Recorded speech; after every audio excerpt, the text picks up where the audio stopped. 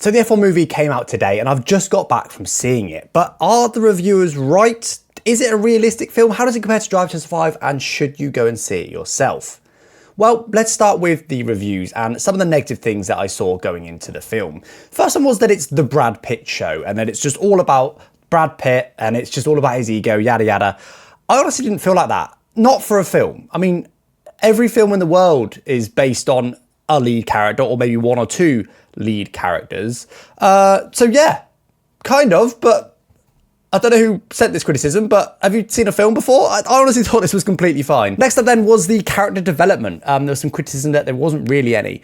And honestly, I do agree with this one. I didn't really feel like it was a massive negative, but yeah, the characters don't evolve that much across the film. There's no character arc where you start hating them and then you love them by the end, that sort of thing you often get in TV programs and stuff. Yeah, there wasn't much of that. Another bit of criticism I saw was about female inclusion. Now, obviously F1 is a male-dominated sport, but there is a good chunk of females in the sport as well. Now, there was two female characters really in the film. First one, weirdly, started out just being rubbish at their job, and by the end they were half decent at their job. That was, I don't know, kind of weird. I don't know why they chose to make someone rubbish at their job and why they chose that to be a female character.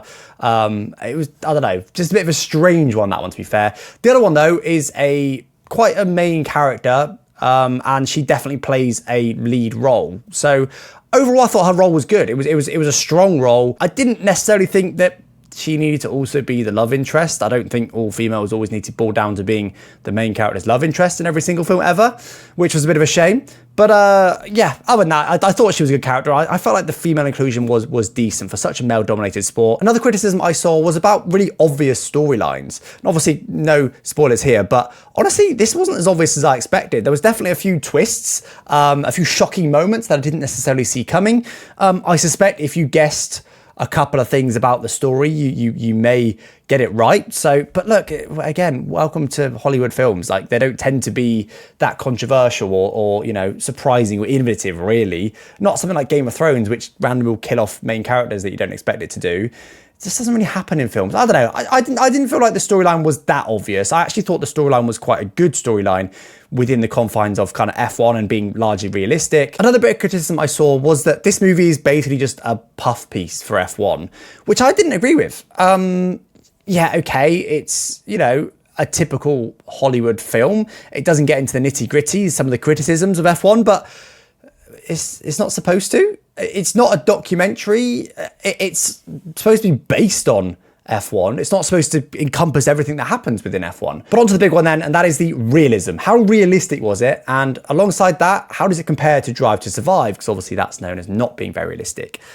Honestly, overall, I felt like it was really realistic. I was surprised that people were suggesting it wasn't realistic. Yes, okay, it's not perfect. There were certain elements that you go, yeah, that wouldn't happen in real life. But honestly, I was impressed actually at how realistic it was, especially if you compare it to Drive to Survive. So for example, a few bigger things. First of all, there is no mixing of track shots at all. So if they're showing the Abu Dhabi Grand Prix, you will only see shots from the Abu Dhabi circuit, or certainly that look like the Abu Dhabi circuit. There was no randomly thrown a clip from Silverstone because it happens to fit the narrative. There was nothing of that, which was really cool. There was nothing at all I spotted in the background that was off. Interestingly, they only showed a day of testing and then races. They didn't show any practice, any qualifying, which is weird when you think about it, but actually it was barely noticeable in the film. I feel like they do this in a way that Drive to Survive tries to do it and fails. They also use the McLaren Technology Centre, the McLaren's HQ, as their HQ, which is an actual F1 team base. That was completely realistic. They also get Will Buxton, Martin Brundle, and David Croft involved, which is absolutely awesome. So Will Buxton plays a similar role to what he does in Drive to Survive, kind of, as a bit more of a journalist. And just, he does really well in Drive to Survive. He's able to boil quite big things down into really concise, easy to understand format. He does a really good job of that, and he does so in this as well, although he plays a more minor role. But what I will say, Brundle and Crofty, they are, I'm not going to say they're, central to the film, but they play a bigger role, and they really bring it together really, really well. Not only for new fans where they do things like explain what yellow flags might mean, explain about, I don't know, tyre temperatures and formation laps. Like, they explain all that stuff, but also explain it in a way that, as a self-confessed F1 nerd, it didn't feel like they're teaching me to suck apples. That was really good. But also they, just bring it all together. That they explain, if we are just jumping into a race, they kind of explain why that's relevant, or why having a safety car now might be significant. It was honestly, they made the film for me. I think without them,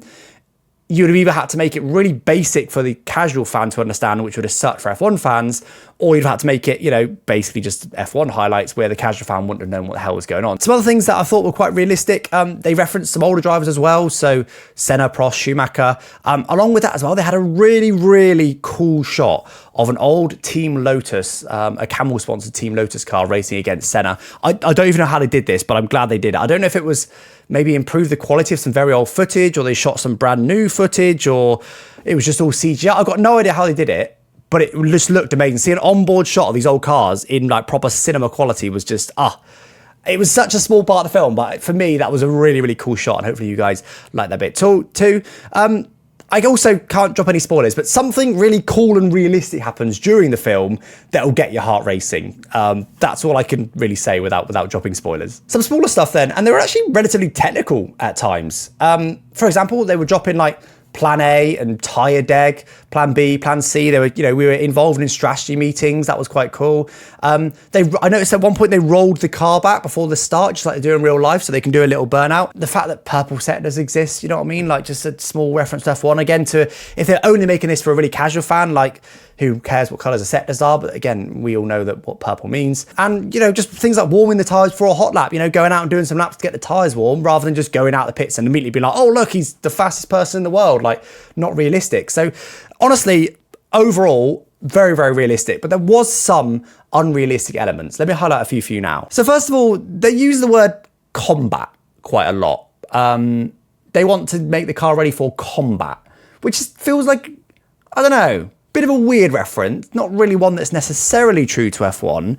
And, with that, I can't drop any spoilers, but there was a few bits that came with that maybe was not necessarily that realistic, but I felt like it was just realistic enough, or not unrealistic too much, that it was kind of acceptable. We also had Sonny Hayes live coaching Joshua Pierce mid-race over the radio. That was a bit odd. At one point, one of the cars spins directly before doing a hot lap and then goes on to do a decent hot lap, which is just like, again, the tyres would be cooked, or you would have bad momentum or whatever. That was a bit odd. At one point, they also changed their mind on the tyres mid-pit stop. They literally do a pit stop, change the tyres, and then go, oh, no, actually, let's put these tyres on. It ends up being like, I don't know, like a 20-second pit stop. Like, obviously just wouldn't work in real life at all. And then also at one point, they stay out on slicks in the rain. I mean, this is part of the story, the reason they do it, but still, it's literally like full-on spray, like it's properly wet. In fact, to the extent, I'll be very surprised if they shot that on the slicks, if the spray's even real at all. If they shot that in the wet, I bet they shot it on inters and then CGI'd it back to slicks, because you just wouldn't. It would be completely undrivable. So definitely some unrealistic elements there for sure. But honestly, those things I felt like was just enough for creative license. You got to have some story. You got to have, if everything was just perfectly realistic, imagine how boring the movie world would be. So honestly, I was impressed with the realism. I think, they had Lewis Hamilton involved.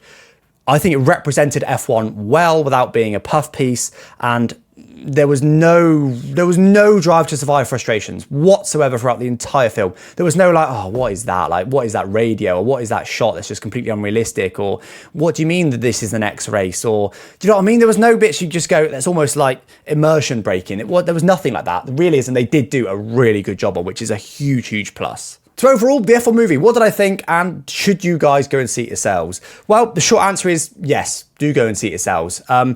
Don't get me wrong, it's not one of the greatest films to ever be made, even as a self-confessed F1 nerd, but it was a good film. It is worth watching. Honestly, the best bit about it for me probably was the cinematography. I'm actually not a massive visual person. I'm normally function over form, but it was just, a lot of the shots, some of the shots are really cool. The high quality of it, like I said, that classic racing scene they showed as well. Just like it's just worth seeing just for the art. It was just such a good good looking, nicely shot, well done, realistic film. Honestly, I think if you're an F1 fan, it's worth watching. And if you're a casual fan, I think it's also worth watching. For an F1 fan, there's a few little bits there that you notice, some of the bits I mentioned earlier on that you maybe notice, and it's realistic enough that there's nothing that annoys you like Drive to Survive does. But at the same time, it's hard for me to judge as an F1 nerd, but I feel like it's pretty accessible. I feel like it's pretty, they explain things in a way that's obvious. I saw a criticism that said something like, oh, you know, they never explain what box means, but they kind of do. Like, you don't want to teach everyone every single word. They literally say at one point, like, you know, bring him into the pit. Then they come over the radio and say box. Like, that's implied. There's stuff like that that's not directly explained, but it's made intuitive enough that it's, I think, obvious enough for a new or a casual fan or someone who, you know, doesn't even like F1, not even into F1. So yeah, overall, honestly, I was impressed. I guess if I had to give it a rating out of 10, I'd probably give it like a 7 or 8 out of 10. You know, bearing in mind the best films ever are a 10 and the worst I've ever seen is a 1. 7 or 8 is a really good rating.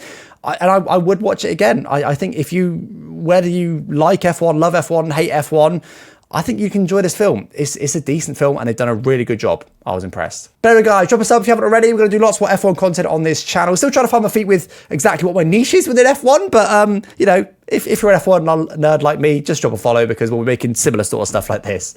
Anyway, guys, catch you next time. Thanks for watching. Bye-bye.